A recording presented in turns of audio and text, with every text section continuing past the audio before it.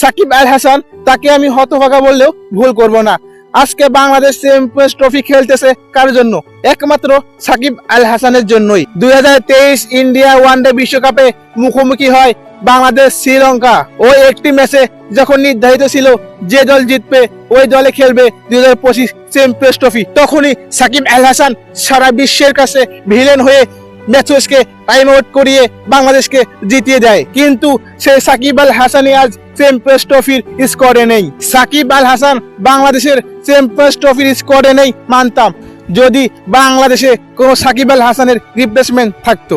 আমি জানি বাংলাদেশ কখনো সাকিব আল হাসানের রিপ্লেসমেন্ট বানাতে পারবে না।